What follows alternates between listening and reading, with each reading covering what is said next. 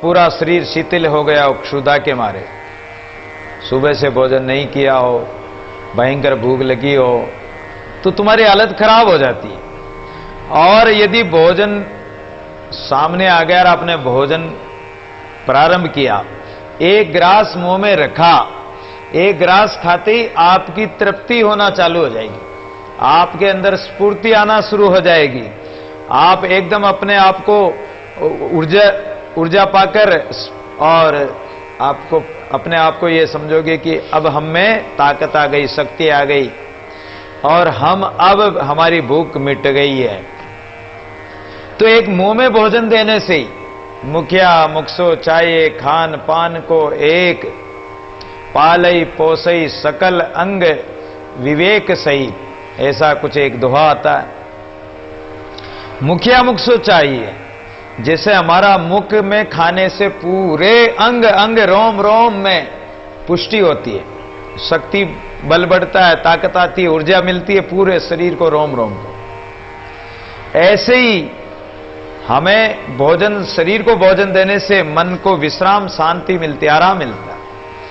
और ऐसे ही यदि हम संत महापुरुषों को भोजन जिमाएं तो वो भोजन कहां जाता है, उससे किसकी तृप्ति होती है? संत के भोजन करने से परमात्मा की, आत्मस्वरूप परमात्मा की तृप्ति होती है। कारण संत के मुंह में मिलने से ही तृप्ति क्यों होती है?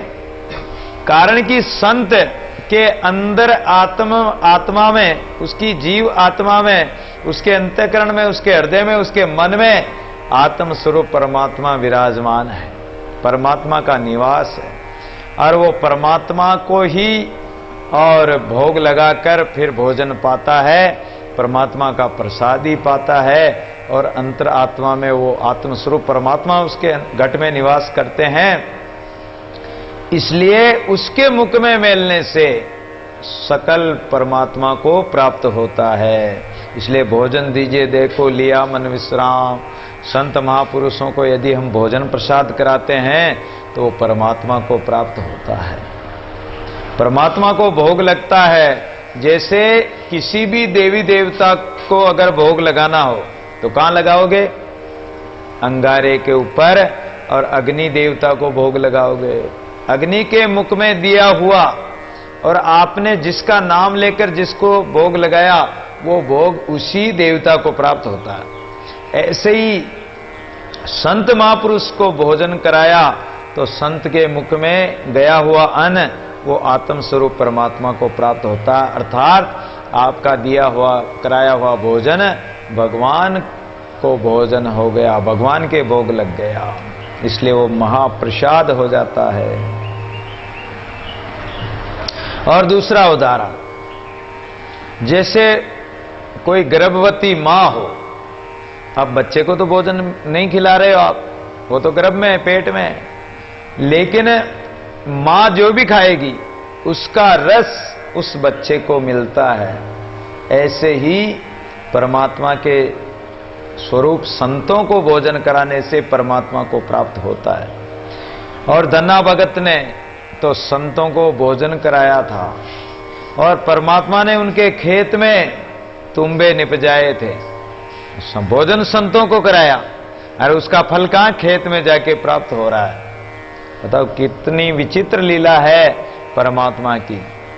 ज्यों यूं काया जीव की त्यों साईं के साथ, दादू सब संतों से माया पगाद है। जैसे इस जीव को काया कितनी प्रिय है, और काया के बिना जीव नहीं, जीव के बिना काया भी किस काम की। त्यों साईं के साथ, जैसे इस काया में जीव रहता, ऐसे संतों के अंदर परमात्मा विराजमान है। दादू सब संतों से माया पगाद। इसलिए सब संत महापुरुषों की सेवा हम इसलिए सुंदरदास जी कहते हैं कि कर मन उन संतन की सेवा जिनके आन भरोसा नाई, भजे निरंजन देवा। वो रात दिन परमात्मा का भजन करते हैं।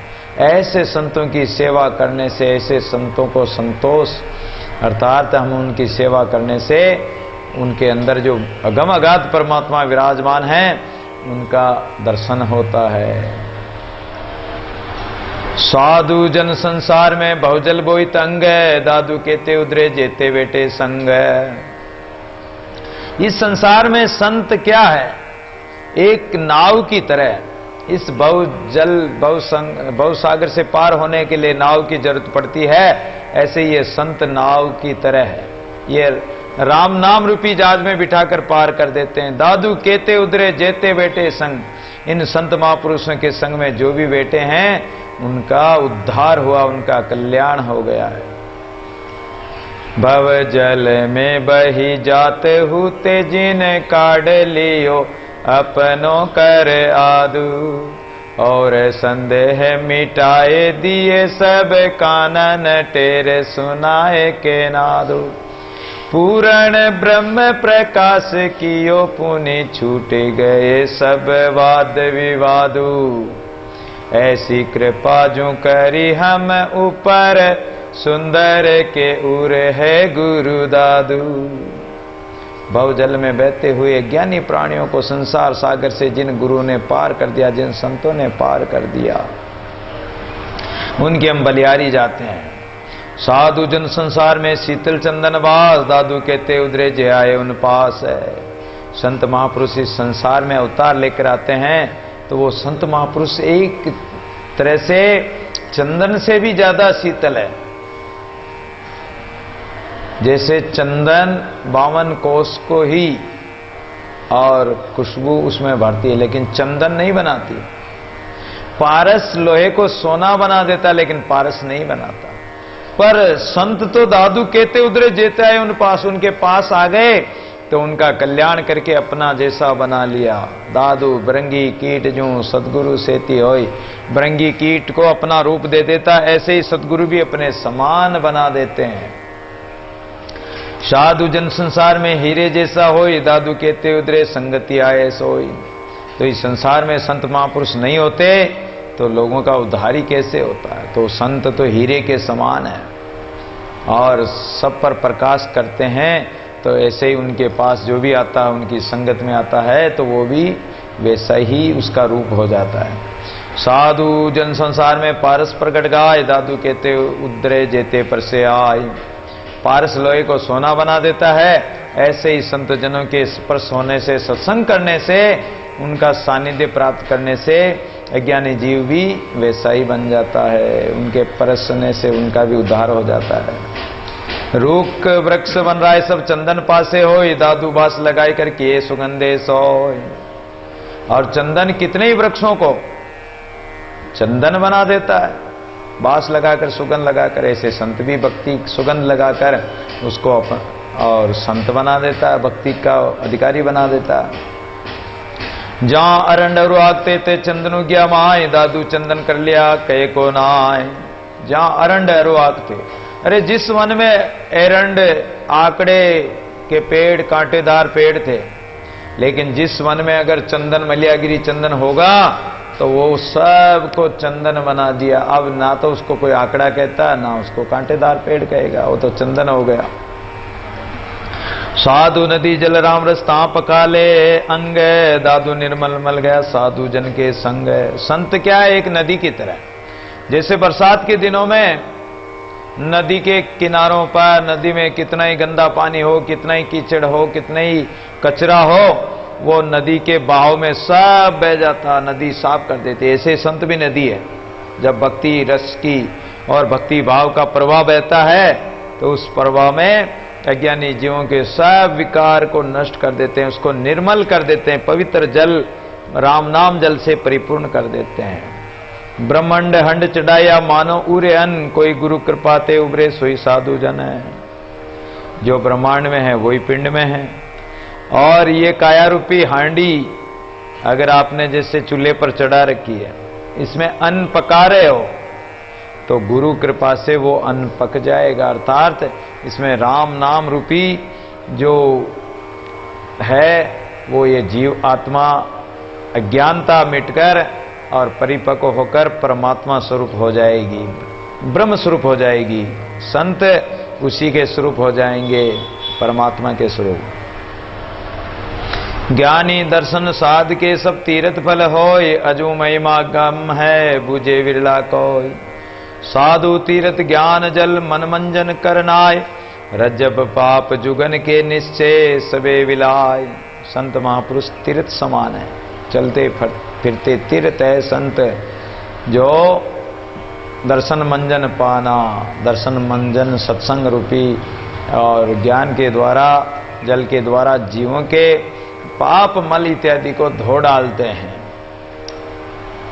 तस्कर सुत गयो तेल को हरिजन हाटावाय, रागो चर्चा यूं सुनी सुर के छाया नाय। संत महापुरुष का एक शब्द भी जीवों का कल्याण कर देता है। एक बार एक चोरों का गांव था, तो रात्रि के समय में एक लड़के को भेजा कि जाओ तेल लेके आओ। तो तेल लेने गया, एक बर्तन लेकर तेल लेने के लिए गया। अब जब बाजार में तेल लेने के लिए गया तो रास्ते में एक कोई आश्रम था, एक संत के आश्रम में सत्संग चल रहा था। सत्संग की आवाज उसके कानों में पड़ी।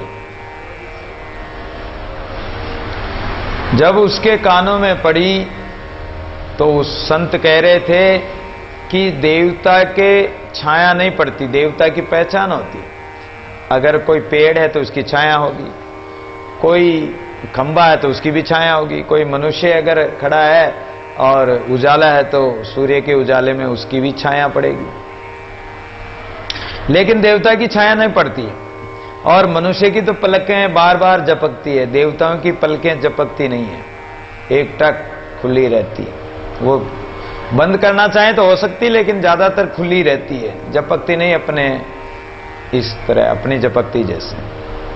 तो उसने ये शब्द सुन लिया कि देवताओं की छाया नहीं होती और पलकें नहीं झपकती। अब क्या हुआ कि उस दिन चोरों ने चोरी करके और उस धन को लाके जमीन में गाड़ दिया। बोले कि अभी तो पकड़े जाएंगे, पहचान हो गई, बाद में बांट लेंगे। उस राजा के चोरी हुई तो एक दासी थी। दासी ने कहा कि चोरी तो हो गई, चोर मैं पकड़ सकती हूं। बोले कैसे? कि मैं दुर्गा का रूप बनाकर जाऊंगी चोरों के खेमे में। और वो दुर्गा का रूप बनाकर रात्रि में पहुंच गई। इधर वो लड़का तेल लेके गया, उसने सुन तो लिया ही था कि देवताओं के छाया नहीं होती है, पलक नहीं झपकती। वो उधर घर तेल लेके चला गया, इधर वो दुर्गा का रूप बनाकर दासी दूती, और दो हाथ नकली लगा लिए, दो हाथ अपने है ही, एक में खप्पर ले लिया, एक में वो छुरा वगैरह ले लिया, तलवार वगैरह जो भी लेती है देवी वो ले लिया, और वहां पहुंच गई चोरों के गांव में। अरे दुष्टों, तुमने चोरी तो कर ली, माल तो चुरा लाए, लेकिन मेरे कड़ाई तो नहीं की। चोर सारे इकट्ठे हो गए। अरे देवी मां आ गई, देवी मां प्रकट हो गई, देवी मां हमसे गलती हो गई, हम आपके कड़ाई कर देंगे, सवामणि कर देंगे, जो कहोगे जो कर देंगे। हाथ जोड़े हैं, प्रणाम कर रहे हैं, माफ करो, सब पुकार रहे हैं। इतने में वो लड़का यार, उसने देखा कि अरे ये अगर देवी होती तो इसकी छाया नहीं पड़ती, चंद्रमा की जो चांदनी से उसके छाया पड़ रही थी। बोले कि ये देवी नहीं हो सकती है। संत कभी झूठ नहीं बोलते हैं, संतों की वाणी सत्य होती है, ये देवी नहीं है। और उसकी जो पलकें झपक रही थी, बोले कि ये देवी नहीं हो सकती, देवताओं की तो पलकें भी नहीं झपकती है। उसके पिताजी को एक तरफ ले जाकर बोला कि पिताजी, मैंने संतों से सुना है कि देवता के छाया नहीं होती, पलकें नहीं झपकती, तो इसके पलकें भी झपक रही, इसके छाया भी है, और ये देवी नहीं है, ये गुप्त रूप से हमारा भेद लेने के लिए राजा की कोई दूती है। उसके बाप ने कहा कि बात सत्य है, संतों ने कहा था कि हाँ संतों ने कहा। तो संत कभी झूठ नहीं बोलते, इसलिए संतों की बात बेटा कभी नहीं सुननी चाहिए। तो वो जब तेल लेने गया था, उसने इतनी बात सुनी, कानों में अंगुली दे दी और तेल लेके आ गया। लेकिन इतनी बात से उस चोरों ने विचार किया कि जब ये देवी नहीं, दुर्गा नहीं है, और ये तो हमारा भेद लेने के लिए आई है, अच्छा ये बात है। उसने उन चोरों ने उसी समय उसको पकड़ लिया, उसके नकली हाथ तोड़ फोड़ दिए और तलवार से उसका सिर काट दिया, और उसको भी जमीन में गाड़ के मार कर जमीन में गाड़ दिया। अरे बोले कि एक शब्द से, संतों के एक शब्द से हम सब बच गए, नहीं तो सब मारे जाते। ये हमारा भेद लेने आई थी। फिर सब चोरों ने विचार किया कि एक संत के शब्द ने हमें बचा लिया, तो अब हम संतों की शरण होकर और संतों का भजन करेंगे, ये चोरी वोरी का काम छोड़ देंगे आज से। उसी समय छोड़ दिया और बच गए, ये गनीमत समझो। और अब भगवान का भजन करो। अगर राजा पकड़ लेता तो गाड़ी में पेल देता, सूली पे चढ़ा देता, फांसी पे लटका देता, हमारा जीवन व्यर्थ चला जाता। इसलिए अब हमें बच गए, तो अब यही करो कि भगवान का भजन करो। तो संत का तो एक शब्द से ही कल्याण हो जाता है। एक शब्द सब उधरे। साधु बरसे राम रस अमृतवाणी आय, दादू दर्शन देखता त्रिविधता पतन जाय। संत तो अमृत की बरसात करते हैं, उनके शब्द ही अमृत समान है। और उनके दर्शन तो इतने अमृत के तुल्य होते हैं कि दर्शन करने से तीनों ताप ही नष्ट हो जाते हैं। ऐसे ऐसे संत महापुरुष हैं, जिन महापुरुषों के दर्शनों के लिए लोग तड़पते हैं, तरसते हैं कि उन संत महापुरुषों की एक झलक हमें मिल जाए, उनका दर्शन हो जाए। जिन संत महापुरुषों के अंदर परमात्मा का प्रकाश है, ऐसे संतों के दर्शन से ही तीनों ताप नष्ट हो जाते हैं, शांति मिलती है। और यदि उनका दर्शन होकर उनका कोई उपदेश मिल जाए, कोई शब्द, दो शब्द मिल जाए, जीवन का